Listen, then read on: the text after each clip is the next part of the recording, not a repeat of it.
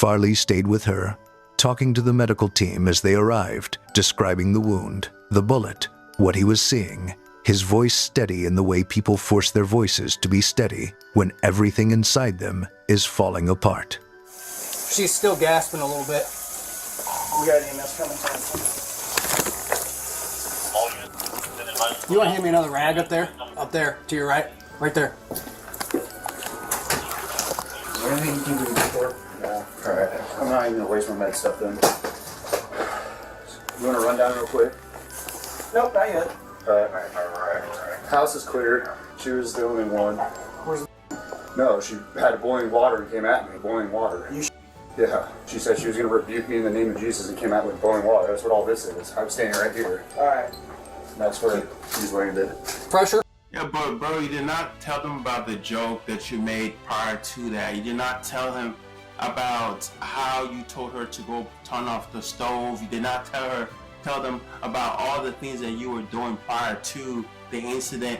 Bro, you didn't even say something about, you know, like, bro, you just, man, bro, man, people like this is just, some people are just racist, bro. That's all it comes down to.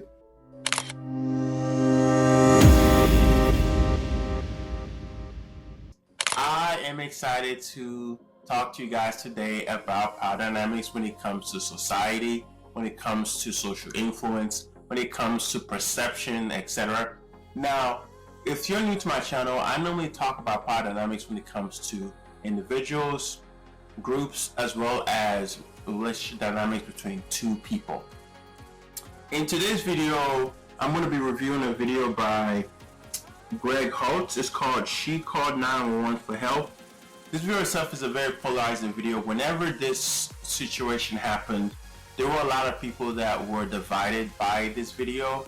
And the reason why they were divided by the video was because it has something to do with race and it has something to do with police and, you know, and all those different things.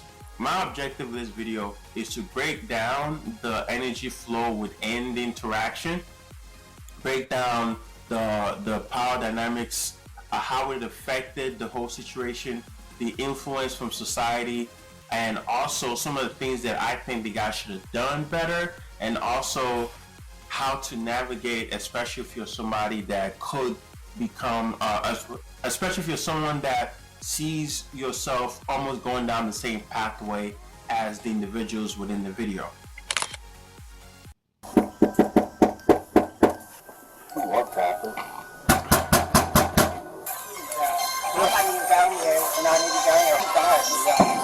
You called us. This is Sonia Massey, a single mother of two who just called 911 because she heard something outside her home and wanted to feel safe. But what she doesn't know is that the two men she's about to open her door for will change everything. And in less than 60 seconds inside her own kitchen, Sonia Massey will be...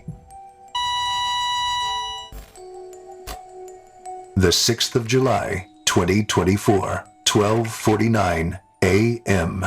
The Springfield Police Department received a call from a 36-year-old lady who reported a suspected intruder in her home. It sounds like somebody was banging on the side of my house. I don't know. Oh, could y'all come and see? Two Sangamon County Sheriff's deputies were dispatched to her home. Their names were Sean Grayson and Dawson Farley.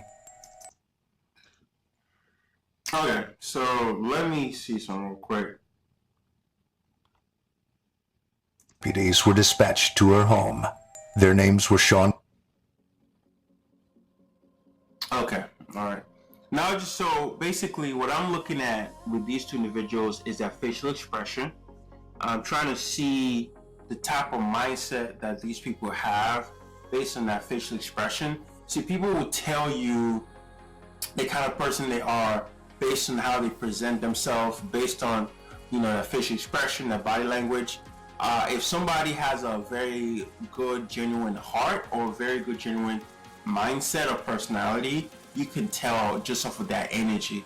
And just looking at these two pictures right here, Mr. Sean Grayson and Darwin Farley, they look like two different people with two different mindset, two different backgrounds, two different energy flow within their personal lives, two different relationship dynamics when it comes to people that they associate with. So yeah, I'm just kind of highlighting that a little bit before we continue. Grayson and Dawson Farley. 30-year-old Grayson has been with the Sangamon County Sheriff's Department since May 2023, barely over a year at this point. Before that, he'd worked for 5 other law enforcement agencies across Illinois in the 5 other law enforcement agencies? That is crazy, bro. That means the guy was unstable. He was unstable coming into this position. It seemed as though he always broke the law or always broke protocol, always did something that landed him in hot water in other places. So of course, it's a lot of times when people are like that, they have a certain missing confidence. There's usually like a certain insecurities. There's usually certain mental baggages that they carry on with them. And so when they are now out in a position of power, they will find themselves abusing that power because their mind, they're not fully reconciled with the trauma or the challenges or the issues that they grew up dealing with. But let's continue. Not just from my observation. span of just 4 years. 5 agencies. 4 years. A pattern that in any serious vetting process would have raised immediate questions. That's right. But we'll come back to Sean Grayson, because what matters right now... I mean, look at the facial expression, man. It just looks like a man that's out for revenge. Man, sometimes people have a lot of things that they're battling, man. And being a police officer, knowing that you have some demons you're battling, it's a dangerous mix. It's not a good mix at all. Now is what happens the moment those 2 deputies pull up to Sonia Massey's... And even in the pictures, man, look at, these are 2 different energy flow. This guy looks like a guy who just have a regular, good, comfortable life. And this is like a guy that has a chaotic life outside of being a police officer. It's just looking at the body language, the facial expression of the 2 individuals, it just seems as if one person is really struggling in life mentally, and the other person just have a more comfortable, I won't say comfortable, but a more palatable life, So yeah, I just find it quite interesting. home. Yes, I set up good. Now guys, listen to the way that each of the men communicate. Listen to the way they talk, the way they project that voice. Let's kind of see the consistency when it comes to the energy flow within these individuals. I could tell already that the energy flow when it comes to the taller individual, the one that, the Grayson guy, I could tell that certain things are off with him. But let's continue.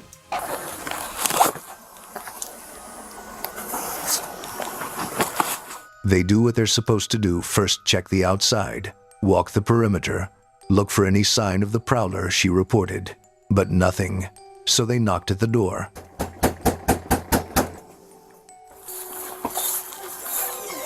Why would it hurt you? You called us. Okay, Please. So what'd you hear? somebody keeps outside my house, y'all. Please, Is this your car over here? Is this your car over here? Oh, that's not your black car in the driveway? Oh, well, we checked your yard. We walked around the whole block. We didn't see anybody. We don't. We checked the whole area. There's nobody out walking around. I know, y'all. Please, God, please, God. I'm trying to get help, y'all, but What do you need help with? nothing. Please, God, please, God, please. I don't know what to do. Doing with what? Okay, now, I'll say this. The lady in the video seemed mentally distressed. Though, yes, that's an obvious thing that anyone can see. What I really want to highlight is the fact that she's looking down on her phone, right? She's not looking up at his face. It seems as though, just off of what I'm seeing, that she feels also intimidated by his presence, right? So you have a woman that is probably 5'6", 5'7", and it's middle of the night. She's already uncomfortable with the idea of people probably snooping around her house. Then they have these tall men come up to her at night. It seems to me as a lady that's trying to keep her composure, but also distressed and maybe a little bit uncomfortable with these officers so far. But let's continue. Huh? What do you need help with? Nothing. I just wanted to see if I could help me. What do you want help with? I heard somebody outside. We checked your house. We checked your backyard. See, now another thing I want to highlight is he's responding way too quick. He's not really asking her questions to understand why she feels the way she feels. It seemed almost as though he's there, but he don't really feel like he should be there. Sometimes as a police officer, I could understand when you have a long day and you have a lot of things you're dealing with. It can be hard to express a very concerned emotion because you're kind of thinking about going home, especially in the AMs. A lot of times, as soon as the cops and they're out there in the AMs, like 12 a.m., 1 a.m., their mind is thinking, man, I can't wait for my shift to end. Or they might say to themselves, I'm just starting off my shift. I just want to get through this time window so that I can get home later. So his energy is giving me the mindset of, man, let me just get through this. I just want to get through this with this woman. I don't want to really stay here too long, but let's continue. Walked all the way through all these backyards. We checked your front yard. We didn't see nobody. Yeah, So. nobody's out here. You didn't see anybody? No. Nope. Checked the whole area. What took you so long to answer the door? I was trying to put on some clothes, sir. I'm sorry. I was trying to get I gotcha. Is there anything else I can do for you? No, sir. Okay. Okay. All right. You doing all right? Now, I want to say something that I'm observing. I'm not trying to take sides here, but it seems to me in this current moment that Mr. Grayson is trying to care for the woman. It seems as though he's trying to show compassion. He's really putting in the work as far as he's concerned to try to reassure her and make sure that she feels safe and make sure that she feels good. So I could tell as they continue talking that Grayson is making the effort to try to make her feel, calm. Mentally? Yes. Sure? My medicine and stuff. All right. Okay. I love y'all. Thank y'all. All right. That's not your black car, though. The SUV? Whose is it? You don't know? Someone just parked it in your driveway? They brought it to my driveway. And just left it? Yeah, let's run that. Yeah. 19, I got a 20 clear. Does anyone else live here with you? David Mary 43556. I would say all the interaction leading up to this point with Mr. Grayson and his fellow police officer has been that of a concern for the woman. It seemed as though they were thinking from the context of, we're trying to help this woman, we're trying to calm her down and let her know that no one else is out there. So far the energy flow within everyone in this current dynamics, it just seems more neutral and cooperative so far. You got a name? You got an idea or something? Take your name real quick.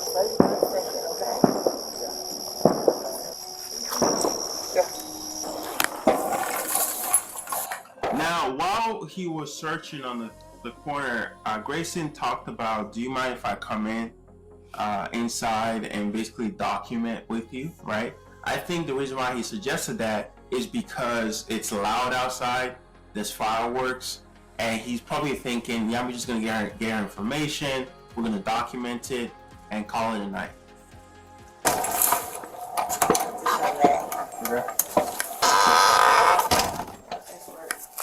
Sonia met them at the door, and after a short conversation at the door, she let them in right away and answered all their questions without a second thought. That's because it made her feel comfortable. Like, it seemed as though initially they were doing the job the correct way. They were reassuring her. They were trying to make sure that she felt comfortable. They were also investigating, looking around her property. So it seemed as though prior to, so far up to this point, both officers generally had very good concern for the woman. They coming back. Okay. Department here, but I was calling for help from y'all. Are you there with me? They're here in my house right now. Okay, I'll let you go and you talk to them. Wait a second, sir. You can hang up, Codwell. It's good. For what? You're there with the deputy, correct? No, hold on, okay? Hold on for what? Just 1 second, okay? Officer Grayson asked for her ID and the usual stuff. And honestly, from the body cam footage, she didn't look like a threat at all. I got some paperwork grab that Bible, please? Yeah. Hey, I just need your name so we can. Man, I hate to know that this escalated. Oh, it just bothers me that it escalated. But oh boy. Okay, so man, let's continue. I don't want to say too much. Let's continue. Get out of here. Was there any damage previous to your car? Previous, yeah, it Okay, was. what was the damage? A dent, I believe. What about windows? It was something that happened earlier. Okay, perfect. What is your last name? Shouldn't have to think about your last name. You're not in trouble. I just need to text. Massey. Huh? Massey. Do you have an ID? That'd make things so much easier. I just need just driver's license will do, and then I'll get out of your hair. Had he not asked for the ID, had he just gotten her name written down, I think she would have still been alive. I think the act of trying to get her to go get the ID started to build up a certain frustration within this individual, where his mind started to go, man, this lady is beginning to kind of rub me the wrong way. You know, I've been patient with her up to this point, and I'm asking her for an ID and she's taking too long. So there's a certain frustration that I can sense is beginning to build a little bit with his interaction with her.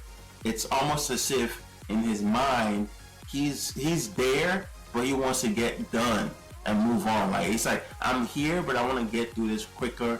Can you get the ID so make it easier for me to, you know, fill in my information? So yeah, there's a slight build up that's beginning to happen with frustration when it comes to this man. And she herself seems as though she's a little bit nervous and scared of him because he's kind of literally standing over her, right? He's standing practically over her. And then on top of him standing practically over her, he's demanding things from her. And she's a little bit intimidated by him, I'm not gonna lie. I want to show y'all my paperwork. I will get your paperwork. What paperwork? Okay. I got some paperwork. Well, just from- get your ID real Well, let's quick. get your so I ID can text you. first, and then. One task at a time here. Okay, let me Here, find grab it. your ID for me. Okay. Your ID. One task at a time. So let's do an ID, and then you can dig around for your paperwork. I don't know where my ID is. You sit in that stack right there, maybe? They asked about her car, too standard procedure when someone reports a prowler, making sure everything outside checks out. And for a few minutes, it's almost ordinary, a routine welfare check. Except there is something sitting on the stove, a pot of water, heating on the burner, and Grayson noticed it. 1 second. Oh no! Grayson noticed the hot water. Oh, this is bad. Oh my gosh. Oh boy, this is not good. So I think what may have gone wrong with Grayson's mindset, because of Grayson's background, because of Grayson's lifestyle, because of all the things that happens with Grayson outside of his job, Grayson seems to me as a person who's easily threatened by people. It seems as though he grew up being bullied. It seems as though he had a certain overall defensive mindset where if he sees something that looks like a threat, his mind goes into defensive mechanism. Because why would you be in someone's house and all of a sudden notice something on the stove? It just strikes me as though Grayson's mindset has gone into scan the environment, see if he can find a danger, and react to it. Man, I hate where this is going, but let's continue. Check on her. I needed this. We don't need a fire while we're here. Right. Okay. Sonia walked over to the stove to handle it, completely unaware that what was about to happen in the next 30 seconds would change everything for her. Sonia picked up the pot and began moving it toward the sink. And then Sonia says something. Words that came as naturally to her as breathing. She had no idea they would be among the last she ever spoke. What are you doing? Huh? Away from your hot steaming water. So, alright, now I'm going to break down this section. This is really why I came to this video. So, as Sonia goes to get the water, she starts to move the water. Now, Grayson makes a joke about the water itself being steamingly hot. And he starts to make little jokes about the water. it just, and these are like one of those little jokes people make when they're kind of expecting danger and they're hoping that you don't have bad intent. So it seems as though in this scenario, I don't want to say it's a race thing, but she kind of is being judged by Grayson in his mind. It seems as though he's perceiving her as having bad intentions with the hot water. Maybe Grayson had a situation where someone else that he met before was supposed to do one thing but did the opposite, and so his mind is projected onto this lady, and he's kind of generally concerned that the person may have bad intention, and he's making these little jokes about the hot water, and I don't think he realizes that him making that joke could have triggered her to respond the way she did, hence the situation escalating. But let's continue. Away from my husband in the water? Yeah. Get you in the name of Jesus. Alright, now he says the water is hot boiling, and she says, I think he says, keep that away from me, something like that. She said, oh yeah, away from my hot steaming water, I rebuke you in the name of Jesus, right? I think when she made that statement, she's kind of, I think she may have been joking, and the reason why I believe she may have been joking is because Grayson did say, oh, keep that hot steaming water away from me, in a jokeful manner, and maybe she's responding in that way, thinking nothing too much about it. So it seems as though he influenced her to influence her with his joke, and she's just responding back to it in a way that, you know, maybe a little bit jokeful, a little bit of a banter, but it seems as though the banter on his end, he did not receive it well. Now, stop here for a moment, because what those words meant to Sonia Massey and what they meant to Sean Grayson. I'm saying, like, bro, even his picture, he looks like a person that is going through so much. Like her picture and his picture, it looks like a person that two different energy, two different lifestyle, two different mentality. This man looked like he was going through a lot of mental depression, a lot of like anger, a lot of frustration, and this just triggered him a bit. Are two completely different things. To anyone who grew up around Black Pentecostal or evangelical Christian culture, that phrase is familiar. It's a spiritual language. A woman reaching for her faith in a moment of anxiety. Sonia was a woman in emotional distress, in her own home, holding a pot, saying words that came from her faith. Sean Grayson's response? You better out, I swear to God, I'll shoot your ear. Man, bro. Oh, man. I'm sorry. This is one of those videos when I saw it, I really wanted to react to it so badly, but I wasn't doing YouTube at that time. So my mindset was like, man, a lot of the reaction I saw about this video were kind of extremely biased, either biased in favor of Sonia or biased in favor of the cop. But I think people kind of missed nuances here. The way he's responding to her is not because of what she's doing, but because of things that's happened to him in the past, and he's realizing that he's projecting now. He's thinking that the power dynamics within their interaction is shifting from him being the dominant person in control to her trying to take control over it, and he likes the idea of being in control, so his mind is going to the defensive mechanism of thinking, I gotta be safe first over this civilian, I gotta be safe. What if she does throw the water at me? It's like he's already thought about all these negative thoughts in his head, and the fact that she made that joke did not help. All it did was escalate the thought in his mind, causing him to respond the way he did. I'm talking about, I'm gonna shoot you in the face. You know what I'm saying? So let's see. Face. Whoa. Now let's break this down. So he pulls out the gun quickly and instantly commands her to drop it, right? Now, typically in a situation, you want to wait for the person to respond to you when you say drop it. You don't want to say drop it and start. But because he's had some bad experiences with other people, I think he decided to anyway. But let's continue. Yeah, you heard right. And then he draws his weapon. What the body cam captures next is almost unbearable to watch. watching a pointed gun directly at her face. She did the only thing a terrified person could do. She ducked behind the counter, raised her hands, and apologized, cowering in her own kitchen, trying to make it stop.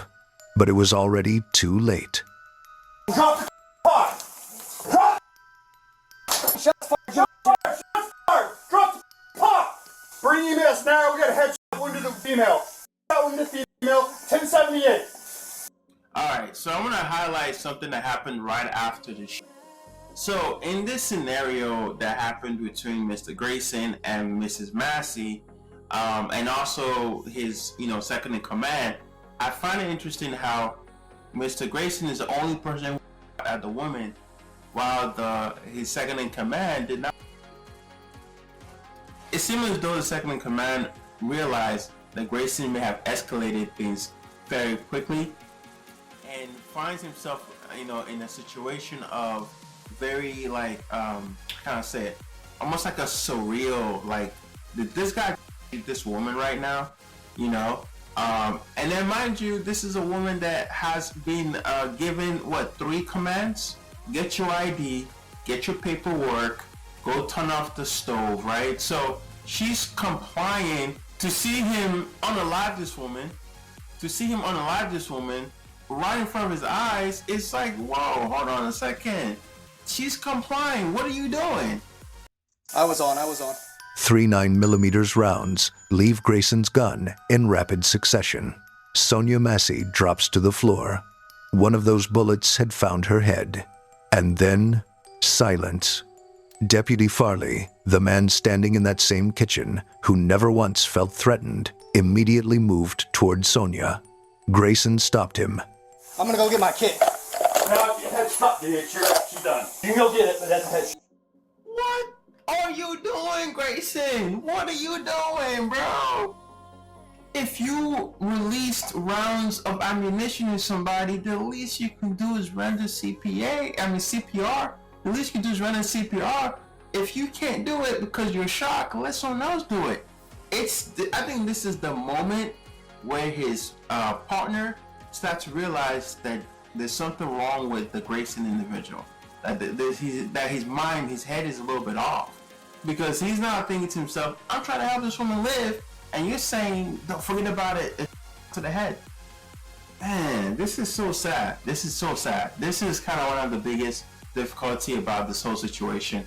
Although I believe race played a factor in the way Grayson reacted to the woman, I don't think his partner had a racist mentality towards Massey. I think his partner had a more generally concern towards Massey. And I'm going to estimate and say that his partner may have been married. His partner may have had wives at home, may have had, may have had wives and kids at home. So he may be accustomed to a woman feeling unsafe and be stressed. So he's more relaxed. But the Grayson individual just seemed as though he just had like a negative perception about this Sonia Massey woman and projected that negativity through his actions. And in that same breath, almost like he was already building his defense before Sonia even hit the floor, he said, Hey, look, it came right to our feet, too. God damn it. God damn it. You good? I'm good. You good?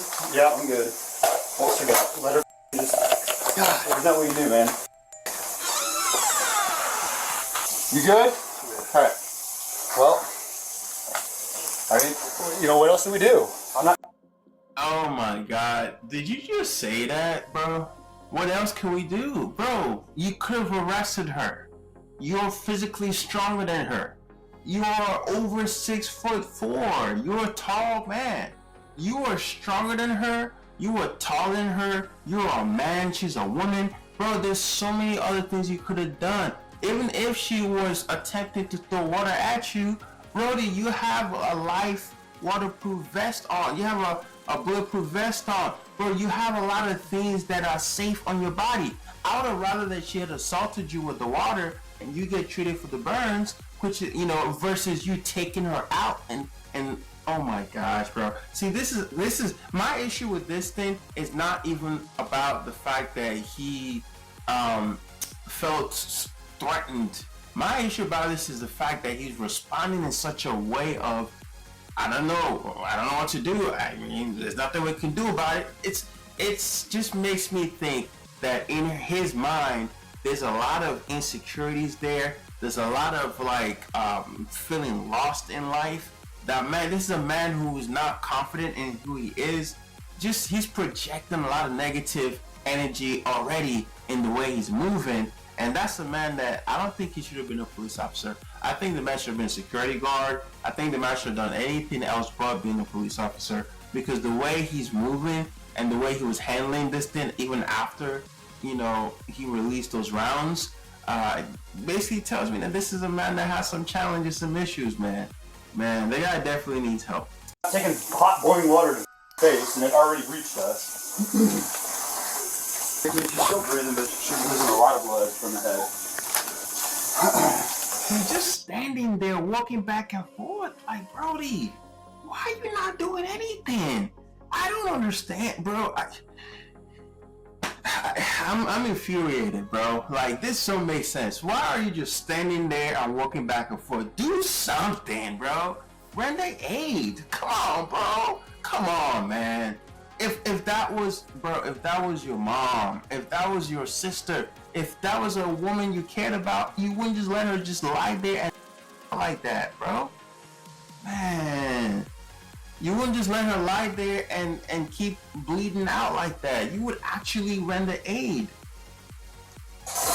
Like, I believe the reason why the other police officer got upset with him was because he kept preventing him from rendering aid to the woman. You know, I think that's why he got upset with Mr. Grayson. The other police officer was upset with him because he wanted to render aid, and Mr. Grayson don't seem to care. I don't like that, Brody. I'll go get my med kit. Go get, yeah, hurry, get your med kit. I mean, there's not much we can do. We can at least try and stop the blood. Officer Farley got down on the floor next to Sonia, pressing dish towels against her wound with his bare hands, trying to hold back what couldn't be held back. Sonia was still gasping. Still there, barely. Where's he at? Come on. She's still gasping a little bit. You want to hand me another rag up there? Up there, to your right. Right there. No, she had boiling water and came at me with boiling. Bro, you see, this is what I'm saying. Like, this is what's making me a little bit frustrated with the police officer. It's like in his mind, he already made up the narrative that this lady was going to attack him with the water even before she did anything. And then on top of that, he made up that narrative that she was trying to attack him with the boiling water, and is now trying to reinforce it in his mind to justify what he did wrong. But I don't think he's realizing it's not even the fact that you shot the woman, it's also the stuff that you're doing after you shot the woman. Sonia is on the ground gasping for life, trying to survive, trying to live, trying not, and you're just walking back and forth, telling the guy not to go get his kit, blaming it on her, saying that she's the reason why she got. When you told her to go get the water and turn off the stove, you told her to go turn off the stove, but now when she obeyed you, people like this are not supposed to be police officers. If you're gonna give commands to people and they follow those commands, just calm yourself down to understand, maybe they are following my commands. Maybe I shouldn't be so aggressive. This is one of the things that frustrated me about the whole situation, is the fact that the man who was giving commands find a way to still blame her for the mistake that he made or for the bad decision that he made. And I don't like that. I think that's really very cowardice, selfish mentality that he had in this scenario. Boiling water. Shot her? Yeah. You still want me holding this pressure? Yeah. EMS is coming. She's still gasping. Okay. Let me know where she's been hit. I think in the eye. I'm not for sure. Find the blue blood pressure cuff. Don't move that if you can. Copy. And Over here. Where's I think in the eye. okay? That's where I've got the pressure We have at. an extra. I keep stopping the video. I also wanted to say I find it interesting how he did not even render any aid at all to the woman that he shot the whole time. I just find it so, you know, it's very telling of the kind of mindset he has And you know what? I want to say this right now. I could be truly transparent. I think out of all the cops that showed up that day, Mr. Grayson is the only cop out of all of them that showed great signs of racism and prejudice. Because every other cop who showed up there, both his partner and the ones that came after, seemed to care about the victim, seemed to care about her surviving, and were asking questions about her. While he just stood back there, walked back and forth, said something about she had boiling water, and just basically made it look like he was the victim of this poor tiny woman, when he's significantly taller than her, significantly stronger than her, and could have restrained himself enough to understand that just because she made the joke about what she made a joke about doesn't mean that she was serious, especially because you made a joke first and she was responding to your joke. So I think a lot of people miss the fact that he made a joke about boiling water and she responded to that joke. I don't think people understood, a lot of people that reviewed the content, I don't think they understood that in and itself is one of the reasons why things escalated, but also there's a predisposition on Grace's mind to perceive her as dangerous, even in situations where she was not really a threat. Hey, you can tell. Not that I can tell, no. I can't feel one. Farley stayed with her, talking to the medical team as they arrived, describing the wound, the bullet, what he was seeing, his voice steady in the way people force their voices to be steady when everything inside them is falling apart. She's still gasping a little bit. We got EMS coming. You want to hand me another rag up there? Up there, to your right. Right there. Is there anything you can do before? Yeah. Alright. I'm not even gonna waste my med stuff then. You wanna run down real quick? Nope, not yet. Alright. House is clear. She was the only one. Where's the... No, she had boiling water and came at me. Boiling water. Yeah. She said she was gonna rebuke me in the name of Jesus and came out with boiling water. That's what all this is. I'm standing right here. Alright. That's where she's landed. Pressure? Yeah, but bro, you did not tell them about the joke that you made prior to that. You did not tell him about how you told her to go turn off the stove. You did not tell them about all the things that you were doing prior to the incident. Bro, you didn't even say something about, bro, you just, man, people like this is just, some people are just racist, bro. That's all it comes down to. They're just gonna prejudge you and label you a bad person, even when they're the ones who try to unalive you. It's crazy to me. Yeah, EMS is coming. She's still gasping. Okay. Let me know where she's been hit. I think in the eye. I'm not for sure. Find the blue blood pressure cuff. Don't move that if you can. Copy. And Where's she? I think in the eye. Okay. That's where I've got the pressure We have at. an excellent. Hey, you can tell. Not that I can tell, no. We'll move fast. I can't feel one. you can't. Don't move that if you can. Don't move that if you can. That back? Yeah, it's got evidence under it. Try not to move that bag. We'll take her out on the backboard so we don't have Yeah, to we'll move just leave that. it over here. I need you guys over here. Yep. We need that backboard. Kitchen right You now. guys grab a backboard. Try to hold that back. Kind of move this behind you. Yeah, you're fine. I can't feel an exit wound. I'm not sure. I haven't seen one either. Okay. Don't move that back. Do we know what caliber weapon she's with? 9 mil. 9 millimeter. Okay. All right, backboard, let's go. What are you trying to grab? Or do you want to go there? I would say we just need to grab her up over the blood. Do you need me out of your way? Yeah, I'll go ahead and take what you got there, man.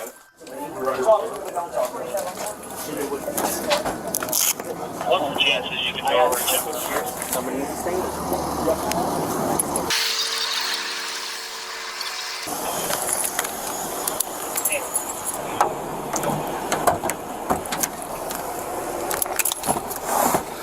When he finally stepped outside, gloves coming off, wiping his hands, you could see it in him. Hands shaking. Alright, so I'm going to stop the video right here. Now obviously, they basically do give that summary of what they believe happened. They talk a lot more about her mental issues that she had prior to the night, how many times she called the cops, how many times we called the cops for her.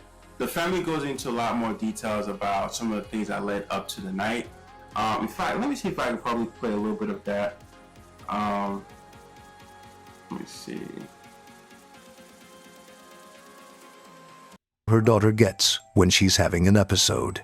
Frightened, confused, and not herself. But here is what Donna says next that stops you cold when you hear it. She's been mentally having a mental breakdown. She thinks everybody's after her. She seriously pleads with a dispatcher, like really begs. I don't want you guys to hurt her. Please don't send no combative policemen that are prejudiced. Please, they're scary. I'm scared of the police. Please. A mother who knows her daughter, who knows how she presents when she's unwell, who knows, in the way only a black mother in America can know exactly what the wrong officer in the wrong moment could mean. Officers responded. They find Sonia outside, visibly distressed, confused about where her children are, and one of the officers gently tries to comfort her. What's your name? Scared. What's your name? I'm sorry. Scared. Derry? Okay. No, scared. I know. And are you Sonia? Yeah, I know, y'all. Please. What's going on? I just want my stuff. They won't give it to me. Do you live here? No. Okay. Have you been staying here? Yes. And they made sure my water is off. My gas is off. I thought you lived at this house. No. Where's your other house then? Hoover. On Hoover? So you don't I have got the any? money to pay for everything. They've been keeping me. Where's your son at? I don't know. Okay. I don't know where they at. I think they are around there. No. So this is where I'm gonna end it. I just wanted to highlight, man, it just seems as though most of the police officers that came across her were showing her genuine concern and care, and were treating her well. I think the thing about the Grayson individual was that he was just, I would say he was more frustrated, and that frustration led up to him being triggered in terms of his implicit biasness, and that led up to him, ending her, unfortunately. I'm gonna kind of wrap up everything I say. The biggest reason why I did a review on this video is because I want you guys to understand the power flow that was happening within the house, the energy shift, the mental transition that an officer went through. The Grayson individual, he went from a mindset of caring for this woman, right, to a mindset of looking at her as a threat. And I'm not gonna sit here and pretend. I would say maybe her skin color could have played a factor in him viewing her as a threat, especially when she made the joke of "I rebuke in the name of Jesus." I think that he forgot that he made a joke about, throwing out boiling water at them. And I think maybe Sonia might be joking and saying, "Oh, I rebuke it in the name of Jesus." But I think in this situation like this, when you're joking with someone who has a gun on them, that could be very lethal, So I don't know for you, but I probably wouldn't have made a joke back to a police officer who had a gun on them. I probably wouldn't. I don't think I would ever feel comfortable making a joke back at a police officer. So I say that to say is the power dynamics flow within this video starts from social implicit bias.